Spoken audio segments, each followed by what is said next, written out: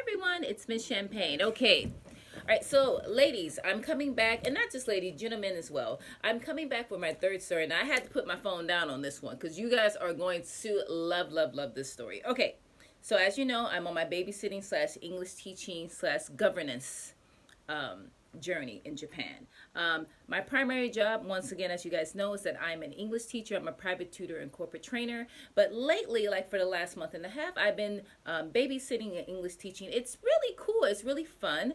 And it's a nice way to make some additional cash. And I just want to share my experience with you guys because I have a lot of women in Japan who are black, who are really interested in like teaching children, like nursery school kids or kindergarten kids. And I think this is one way that ladies, if you're interested in that, you can do that this way. All right, now, I was recently almost hired to be a traveling governess. Now, a governess is a live-in tutor.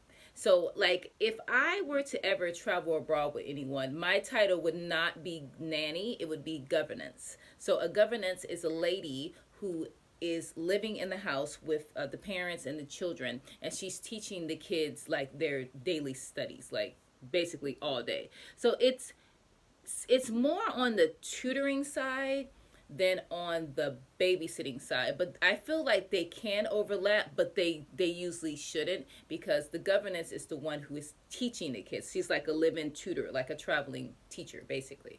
So I was almost hired for that, and I'm glad that I didn't get hired, to be honest. But okay, so I'm just gonna start. Okay guys, so as you know, I've been doing my babysitting thing for a while, well, for a month and a half, but I've been registered with the company for 2 years. So I got this lady. She's Portuguese, so another non-Japanese mother coming with the stuff. With stuff. So she emails me. She's like, "Oh my God, I love your profile. You know, I'm going to Brazil and Portugal, and I need you for those 2 months. You know, starting." Soon. And I was like, cool. I said, okay, you know, I'm available for an interview, not this week, but next week because I'm out of town. Bam. Okay, so guys, I got my notebook because you know I am an avid note taker. Okay, so, with my notes, I took a lot of notes about the questions I wanted to ask her, because this is a job, this is a teaching job. I always approach things from a teaching standpoint. Sorry about that, guys. So I wrote down some questions. What are the dates for Portugal? What are the dates for Brazil? What duties will I do while I'm in Japan until we leave? What are my duties when I get there? Let me see. What is the salary? Where will I stay? Do the children have any allergies? Do you cover insurance, flight travel? And the answer is yes. And what are the working hours? Okay, so first we meet somewhere in Chiba and at Starbucks, which I don't like meeting at Starbucks. I think it's a very impersonal place to meet. But anyways, so we meet and she's late. Okay, whatever. Meet the lady, absolutely gorgeous, very beautiful Portuguese woman. And I was surprised that to me she looked more Italian or like Spanish or Brazilian, but I guess that's how Portuguese women look. But she was absolutely gorgeous. I was like, oh, she's really pretty, you know.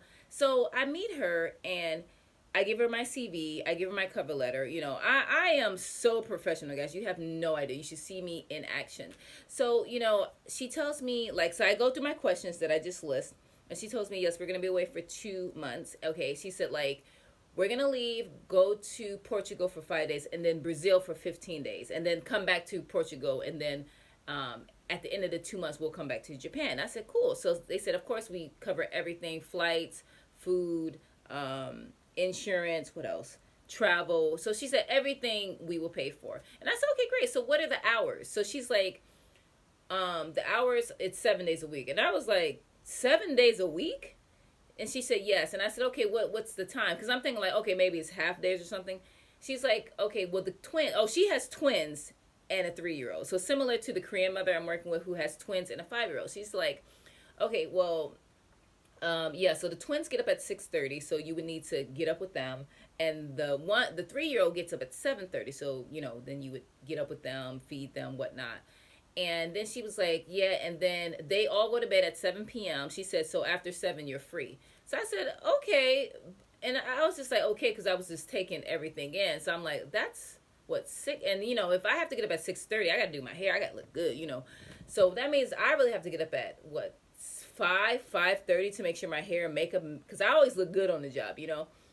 So I'm like, okay, so 5:30 to 5:30, that's 12 hours plus 7, so that's 13 and a half hour days for 7 days a week with twins and a 3-year-old. So, and no days off. So I was like, okay. I said, well, what is the salary? And she said 250,000 yen, which is, I mean, I'm not dogging anybody who makes that, but I make that easily and not even working like that a day. Do you understand? Like, I make way more than that, and I only work 3 or 4 hours a day. Maybe I do work 7 days a week, but I don't work full 12 hours. Shit, I don't do that. So I'm like, that's not really a lot of money. Now I understand, like, if you factor in like hotel, flights, food, and you're not having to pay anything, like, then I get it. Okay, so I'm like, all right, so I can kind of work with that. I can kind of get it. I get it. So then, I mean, I don't get it, but I'm trying to look at it from her viewpoint as well, that if we're paying for all this stuff, then you also need to, then, you know, you're going to accept this payment. Okay, so fine, whatever. So then she also wanted me to start, like, coming to her house immediately. And I was like, what do you mean? She said, well, I need you to start coming to my house immediately from like 10 to 4 every day for 7 days a week. And I said, listen, I appreciate you liking me. I like you too. I said, but as you know, I'm a professional teacher and I'm a doctoral teacher. I'm almost a doctor, which means that I'm high in demand. And that means prior to meeting you 5 days ago, because I've only known about you for 5 days, I have other clients right now that I can't just drop them and take on a new case. I said, now if we're leaving for Brazil and Portugal like next week, that's different. I said, but we're not leaving until next month. I said, so it would be very unprofessional of me to do that. I can't do that to my clients. I said, I wouldn't do that to you, so you can't ask me to do that to them.